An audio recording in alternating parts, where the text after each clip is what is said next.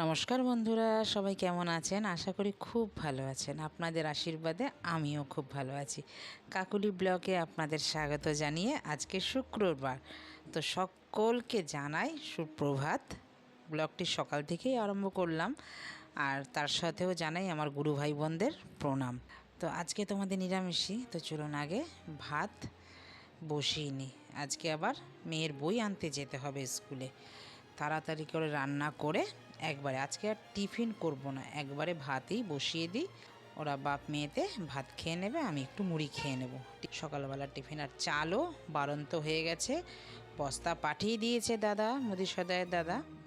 তো বস্তা এখনও কিন্তু ঢালা হয়নি। এই বস্তা ঢালতে আরেক ঝামেলা, মানে একা আমি পারি না। 26 কিলোর বস্তা, তো একবারে আমরা 26 কিলোর বস্তা এনে নিই। যতদিন যায় প্রায় 3 মাসের কাছাকাছি তো যাই। তো এখন ড্রামের তলায় ঠেকেছে চাল। এবার আবার ড্রামগুলোকে সব ধুয়ে ভর্তি করব। যখনই খালি হয় তখনই আমি ধুয়ে নিই, তাতে পরিষ্কারও থাকে, কাজ করতে ইও লাগে না, কষ্টও হয় না। চলুন, চাল যতটুকু আমাদের লাগবে ততটুকু আমি বসিয়ে দিলাম। একটার মধ্যে ভাত বসালাম, একটার মধ্যে ডাল বসাবো। আজকে রান্না করব মুগ ডাল। সেও আবার কি করব, ডাটা দিয়ে রান্না করব। মুগ ডাল আমরা ভেজে রান্না করি।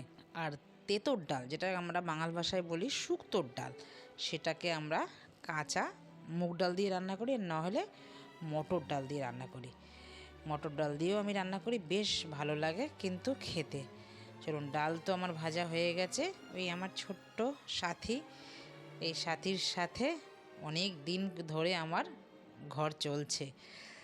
তো দিয়ে দিলাম একটুখানি তেল, একটু নুন, 2 কাঁচা লঙ্কা দিয়ে এবার এটাকে লাগিয়ে বসিয়ে দিই। তেলটা দিলাম, যেহেতু প্রেশার কুকারটা ছোট, ওই গ্যাসের চারিদিকে ছিটে পড়বে না বলে একটু তেল দিলে পড়ে না। আর 2 সিটি মারলেই নামিয়ে নেব। আজকে দুপুরের মেনু এই ডাটা দিয়ে। ও মায়ের ডাটা আবার এখনও আছে, মাঝে পাঠিয়েছে সবজি, এখনও কিন্তু আমাদের চলছে। মানে কতদিন আমাদের খুব একটা সেরকমভাবে রান্না হয়নি, তো সবজিপাতিগুলো রয়েই গেছে, খাওয়ার হয়নি। আবার দাদাও বাজারে গেছিলো, সেই বাজার থেকে আবার পটল এনেছে, পটলগুলো শুকিয়ে যাচ্ছে। তার জন্য আজকে যতটুকু পারবো একটু সবজিটাই বেশি রান্না করব। আর পটল ভাজবো আমি এই দুপাশ দিয়ে, আমরা তো বলি কেচে নিয়েছি। তো আপনারা কি নামে বলেন এই পটল কাটাকে, আমাকে কিন্তু কমেন্টে জানাবেন। এইভাবে পটল কেটে ভাজলে পরে পটল ভাজাটা খেতে কিন্তু অসাধারণ থেকে অসাধারণ লাগে। তখন পটল আমি কেটে নিয়েছি, 6টার মতন কেটেছি, ভাজবো। দুপাশ দিয়ে তেঁচড়াভাবে কেটে নিয়েছি। এটার মধ্যে নুন, হলুদ আর সামান্য একটু চিনি মেখে রেখে দেবো, তাতে একটু পটলের টেস্ট দ্বিগুণ হবে। আর পটলের যে ভাজবো যে তেলটা থাকবে, সেই তেলটা দিয়ে একটা কাঁচা লঙ্কা দিয়ে পটল ভাজা দিয়ে গরম ভাত খেলে অসাধারণ লাগে। কোনো দিন যদি এরকমভাবে পটল ভাজা আপনারা খান একটা লঙ্কা দিয়ে, আর খেয়ে দেখবেন, খুব ভাল লাগবে। তো এদিকে কিন্তু আমার ভাতও হয়ে গেছে সবজি কাটতে কাটতে, আর এদিকে ডালও হয়ে গেছে। এবার এসে ডালটা আবার ফোড়ন দিয়ে নিলাম, মৌরি, মেথি, সাদা জিরে, তেজপাতা আর শুকনো লঙ্কা দিয়ে। আর নামানোর সময় দিলাম একটু ভাজা জিরের গুঁড়ো, আমি এগুলো ভেজে রাখি। ডাল আমার হয়ে গেল। এবার বানাবো ডাটা আলু বড়ি দিয়ে ঝোল। বড়ি আমার দিদির হাতের বড়ি, দিদি পাঠিয়েছে মাকে, মা দিয়েছে আমাকে। তো আমরা কিন্তু এইভাবেই জিনিসপত্র আনা নেওয়া হয়। আমি কিছু বানালে মার কাছে দিই, মা আবার দিদির জন্য একটু রেখে দেয় বা দেয়। আগে 2 বছর আগেও মা, 2 বছর 3 বছর ধরে আসেন আমাদের বাড়িতে। আর মা 3 বছর আগেও মা যখন শীতকালে এসছিল, তখন অনেক বড়ি দিয়েছিল। সেই প্রায় ধরুন 6 কিলো ডাল এনেছিলাম আমি, 6 কিলো ডাল এনেছিলাম সেই প্রতিদিন। আর আমাদের ছাদে অনেকটাই রোদ, আর আমাদের ওই বাড়ি একটু এখন ছোট হয়ে গেছে, আরও ওপরে ঘর হয়ে গেছে, আরও বাড়িয়ে দিয়েছে, ওইখানে আমাদের বাড়িতে এখন রোদ হয় না।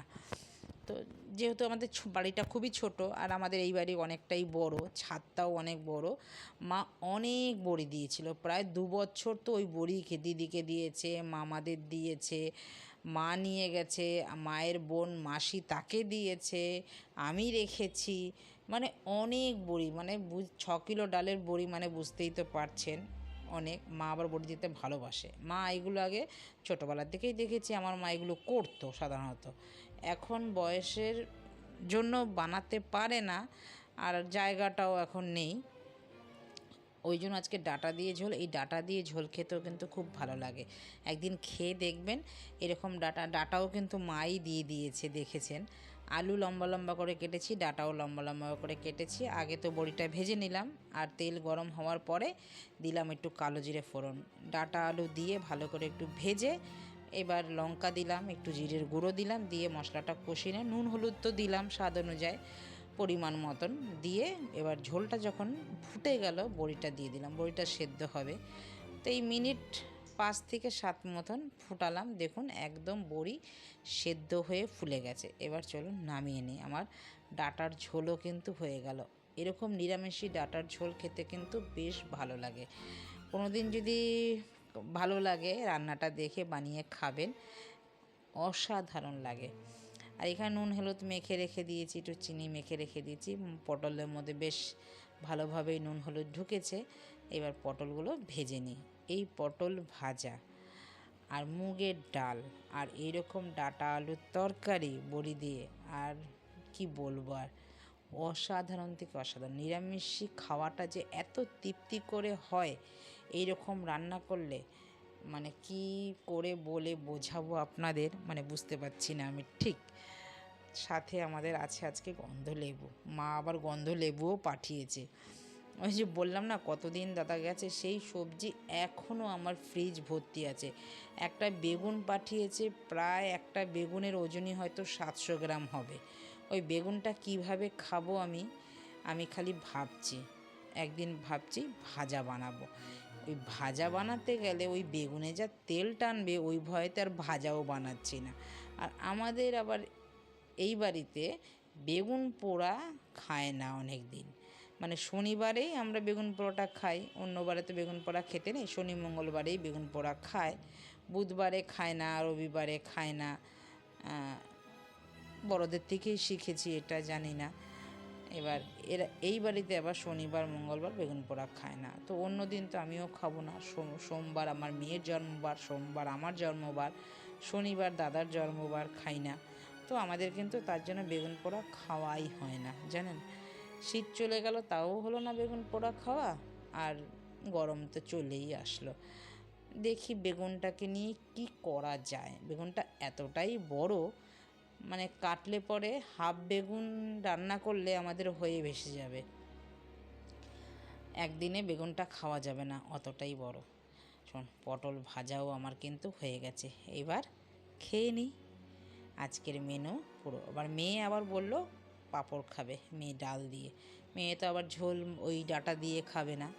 তো চলুন বন্ধুরা খেতে থাকি। তো ভিডিওটা আপনাদের কেমন লাগলো, কোথাও যদি ভালো লেগে থাকে লাইক কমেন্ট শেয়ার করে দেখা হচ্ছে পরবর্তী ব্লগে। ততক্ষণে সবাই ভালো থাকবেন, সুস্থ থাকবেন। আর ভিডিওটা কেমন লাগলো অতি অবশ্যই একটু কমেন্টে জানাবেন। তো এইভাবেই আপনারাও বানিয়ে খাবেন, দেখবেন খুব ভালো লাগবে। যারা শুক্রবার করেন তাদের তো অসাধারণ লাগবে। নমস্কার, টাটা।